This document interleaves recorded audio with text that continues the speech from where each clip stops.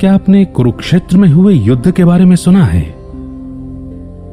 कहते हैं धर्म स्थापना के लिए लड़े गए उस युद्ध में इतने लोगों की जान गई थी कि वहां की मिट्टी रक्त से लाल हो गई थी। क्या आप जानते हैं कि युद्ध से होने वाले विनाश के बारे में सोचकर जब राजकुमार अर्जुन को दुख और मोह ने घेर लिया था, तब श्री कृष्ण ने उनसे क्या कहा था? आखिर क्यों लड़ा गया था वो युद्ध? क्या उद्देश्य था उसका? भगवत गीता का मतलब है भगवान द्वारा गाया हुआ गीत। इस पवित्र ग्रंथ की गहराई को समझना इतना आसान नहीं है। कई ज्ञानी कहते हैं कि भले ही यह युद्ध कुरुक्षेत्र की भूमि पर अस्त्र शस्त्र से लड़ा गया था, लेकिन इसमें दिए गए संदेश का मकसद हमें यह समझाना है कि हमारा मन भी कुरुक्षेत्र की तरह एक रणभूमि है, जहां लोभ, लालच, मोह, गुस्सा, वासना आदि कौरवों की तरह 100 अवगुण बसते हैं, जिन्हें हम पांचों इंद्रियों, जो कि 5 पांडवों के प्रतीक हैं, उन्हें काबू में करके हराना होगा। तभी हम एक सुखी जीवन जी सकते हैं और मुक्ति पा सकते हैं। श्री कृष्ण हमारे मन की आवाज या आत्मा या फिर कॉन्शियसनेस का प्रतीक हैं, जो दुविधा के वक्त सवालों का जवाब देकर हमारी मदद करते हैं। और हर इंसान अर्जुन का प्रतीक है, जो दुविधा में घिरा हुआ है। श्रीमद् भगवत गीता मात्र उपदेश नहीं देती, बल्कि इंसान को जीवन जीने का सही तरीका सिखाती है। यह अमृत रूपी ज्ञान किसी एक धर्म तक सीमित नहीं है। इसमें भगवान ने पूरी सृष्टि के लिए कई अनमोल बातें बताई हैं, जिन्हें अगर अपने जीवन में उतारा जाए तो हम अनगिनत समस्याओं से बच सकते हैं। इस पवित्र ग्रंथ में आप ब्रह्मांड के उन रहस्यों के बारे में जानेंगे जिन्हें लेकर अक्सर हमारे मन में सवाल उठते हैं। कुरुक्षेत्र युद्ध के दौरान भगवान ने जीवन से जुड़े कई अनसुलझे सवालों के जवाब दिए हैं। इस किताब के जरिए आप धर्म और आध्यात्म को एक अलग नजरिए से देखने लगेंगे। इसमें बताई गई बातें आज भी बिल्कुल सटीक बैठती हैं, क्योंकि इंसान का मन अब भी उन्हीं विकारों और दुविधाओं से जूझ रहा है, जैसे कई हजारों साल पहले जूझ रहा था। और इसका कारण है अज्ञानता। इसमें बताई गई बातें अज्ञानता को दूर कर मन में ज्ञान का दीपक जलाती हैं, जिससे इंसान सब कुछ साफ साफ समझने लगता है और उसका बेचैन मन शांत हो जाता है। इन बातों को आप अपने जीवन के हर पहलू में उतार कर परख सकते हैं। देखा जाए तो जीवन यात्रा एक समुद्र की तरह है, जिसमें हमें एक किनारे से दूसरे किनारे तक पहुंचना होता है। तूफान और लहरें वो चुनौतियां हैं जिनका सामना हमें इस सफर के दौरान करना पड़ता है। और ये पवित्र ग्रंथ, जो समय और काल चक्र से परे है, ये वो नाव है जो हमें सही रास्ता दिखाती है, निराशा और अंधकार में डूबने से बचाती है। तो आइए शुरू करते हैं श्रीमद् भगवत गीता का पहला अध्याय, विषाद योग।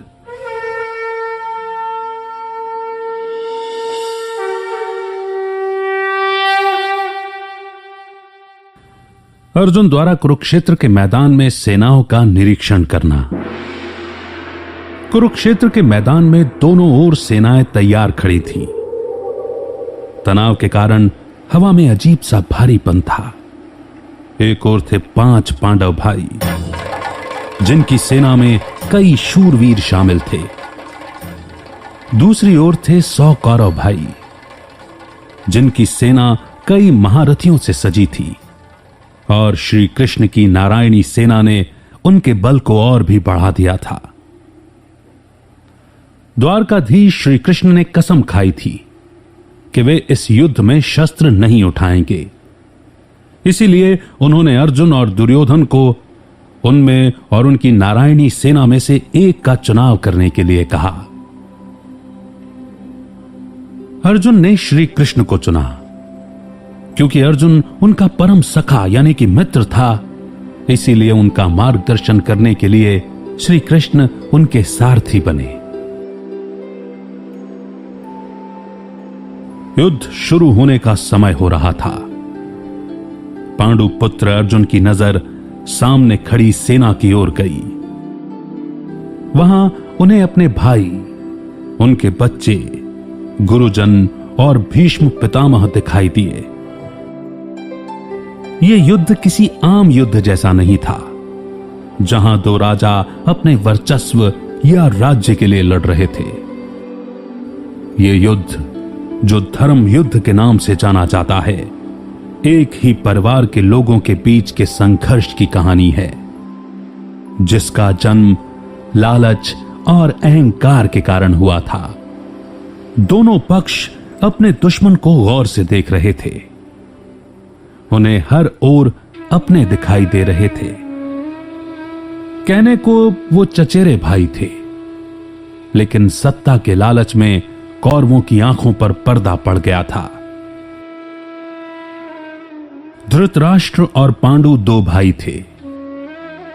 धृतराष्ट्र के 100 पुत्र थे, जिनमें दुर्योधन सबसे बड़ा था। उसमें अहंकार और लालच कूट कूट कर भरा था। कहते हैं कि वो इतना दुष्ट और अधर्मी था कि उसके जन्म के समय प्रकृति भी उदास हो गई थी। पांडु के 5 पुत्र थे। पांडव जो धर्म के रास्ते पर चलने वाले लोग थे। दुर्योधन पर सम्राट बनने का जुनून सवार था। वो हर हाल में इस युद्ध में पांडवों को हराकर अपनी जीत चाहता था। ना उसे निर्दोषों के जान की परवाह थी, न अपने भाइयों के खोने का गम। उसे पूरा यकीन था कि भीष्म पितामह, अंगराज कर्ण, अश्वत्थामा और गुरु द्रोणाचार्य जैसे महारथियों का साथ होने से उसकी जीत निश्चित थी। लेकिन उसके विश्वास के विपरीत जीत तो पांडवों की होनी थी, क्योंकि श्री कृष्ण उनके पक्ष में थे। श्री कृष्ण धर्म के पक्ष में थे। पांडव पराक्रमी योद्धा होने के साथ साथ बहुत ज्ञानी भी थे। वो ये युद्ध नहीं चाहते थे। वो सिर्फ 5 गांव का अधिकार चाहते थे, ताकि सुख शांति से रह सकें। लेकिन जब दुर्योधन ने भूमि का एक टुकड़ा तक पांडवों को देने से इनकार कर दिया, तब युद्ध के अलावा कोई रास्ता नहीं बचा। भगवत गीता में ज्ञान का मतलब है इस शरीर, आत्मा और परमात्मा के तत्व को समझना। कौरवों की ओर से भीष्म पितामह ने सिंह की तरह गरज कर शंख बजाया। इसके बाद शंख, नगाड़े, ढोल सब एक साथ बज उठे, जिनकी आवाज से भयंकर गर्जना हुई। दूसरी ओर सफेद घोड़ों से सजे अलौकिक और दिव्य रथ पर बैठे श्री कृष्ण और अर्जुन ने शंखनाद किया। उनके पक्ष में बाकी भाइयों ने अलग अलग दिव्य शंख बजाए। उन सभी के शंख की गूंज से धरती और आकाश दोनों कांप उठे।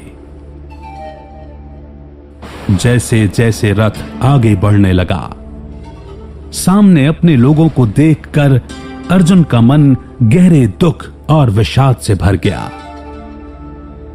जब उन्हें अपनी दुविधा का कोई हल, कोई जवाब नहीं मिला, तो उन्होंने श्री कृष्ण को अपने मन की पीड़ा बताई। हालांकि ये बातचीत अर्जुन और श्री कृष्ण के बीच हुई थी, लेकिन दोनों ओर की सेनाएं और सभी लोग उनकी बातें सुन पा रहे थे। श्री कृष्ण ने उनके बेचैन मन को शांत करने के लिए हर सवाल का जवाब दिया। जैसा कि हमने आपको पहले बताया कि गीता के इतने वर्जन्स हैं कि उनमें अलग अलग बातें पढ़ने और सुनने को मिलती हैं। हमारी दृढ़ मान्यताओं के अनुसार इस बातचीत के दौरान श्री कृष्ण ने समय को रोक दिया था और गीता का यह दिव्य संवाद श्री कृष्ण और अर्जुन के बीच में ही हुआ था। वहीं धृतराष्ट्र के सारथी संजय को महर्षि व्यास ने दिव्य दृष्टि प्रदान की थी, जिसके चलते वे हस्तिनापुर से कुरुक्षेत्र में हो रही घटनाओं को देख सकते थे, सुन सकते थे, और उन्होंने श्री कृष्ण और अर्जुन के बीच में हो रहे इस संवाद और युद्ध का आंखों देखा हाल धृतराष्ट्र को सुनाया। हम में से बहुत लोग ये भी जानते हैं कि महाभारत साक्षात्कार के द्वारा लिखी गई। महर्षि वेदव्यास साक्षात्कार करना और उसे लिखना एक साथ नहीं कर सकते थे, तो उन्होंने श्री गणेश जी की मदद ली थी, और श्री गणेश जी इसी बात पर राजी हुए थे कि जब तक महर्षि वेदव्यास बोलते रहेंगे वे लिखते रहेंगे। ज्यों ही महर्षि वेदव्यास पॉज लेंगे या विराम लेंगे, श्री गणेश जी लिखना छोड़ देंगे। बहरहाल अर्जुन के बेचैन मन को शांत करने के लिए श्री कृष्ण ने उनके हर सवाल का जवाब दिया, और तब ये महान ग्रंथ अस्तित्व में आया।